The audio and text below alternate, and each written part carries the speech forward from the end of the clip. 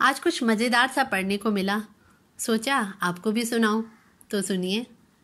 सुखीराम के घर शादी है। वे धूप में बैठे शेव बना रहे हैं। तभी उनके समधी दुखीराम की चिट्ठी आती है। लोकल समधी हैं, फ़ोन भी कर सकते थे। दूध के साथ ये चिट्ठी कैसी? चेहरे पे लगा साबुन पोंछ घबराए हुए सुखीराम चिट्ठी पढ़ने लगे।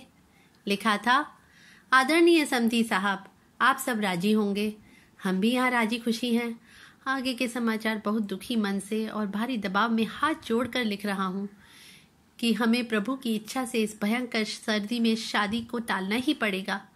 मानता हूँ कि बहुत नुकसान होगा, बातें भी होंगी। सिर्फ 4 दिन और बचे हैं। तैयारियाँ पूरी हैं, लेकिन कारण गंभीर है। समधी साहब, शादी औरतों का उत्सव है। हम आदमी तो भागा दौड़ी में रह जाते हैं। शादी में रंग तो औरतों से ही आता है। कल रात से ही आपकी समधन और उसकी सहेलियां जान खा रही हैं कि इतने महंगे कपड़े, साड़ियां, ब्लाउज, ज्वेलरी आदि खरीदे, पर कोई मतलब ही ना रहा।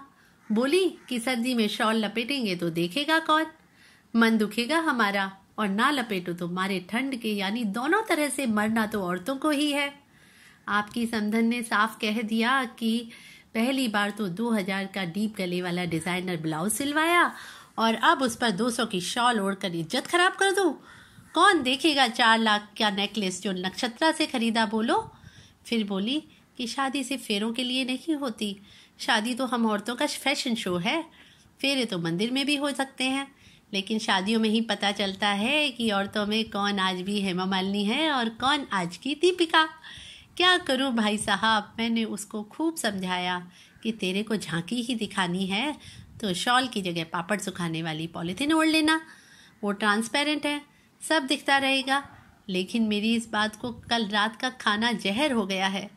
आप शादीशुदा है, सब समझ रहे होंगे। मैंने उसको अपना उदाहरण भी दिया कि देख मैं कहाँ तैयार होता हूँ। तो बोली कि आपकी शक्ल तो ऐसी ही है, ना कुछ जमता है ना फपता है। 25 साल से इसी मरे चेहरे को देख देख कर बोर जो हो गई मैं। बाकी सारी औरतें भी उसके साथ हैं, बोल रही हैं कि भला शादी में ही कपड़े ना पहने तो फिर उसका क्या अचार डलेगा। वैसे ही आधी जिंदगी रसोई में निकल गई, आधी पार्लर में, पर ये कह नहीं सका। आधी समधी साहब, थोड़ा लिखा, ज़्यादा समझना। पुनः क्षमा याचना सहित, आपका समधी दुखीराम। फरवरी एंड या फिर मार्च के लिए पंडित से मैं बात कर लूँगा। सुखीराम की चिट्ठी पढ़कर पत्थर हो गए, लेकिन अतिक्रमण वाले छज्जे की तरह सुखीराम के कंधे पर झुकी उनकी श्रीमती जी मंद मंद मुस्कुरा रही थी। बोली कि मैंने भी पढ़ ली है, फरवरी लास्ट में ही रख लो।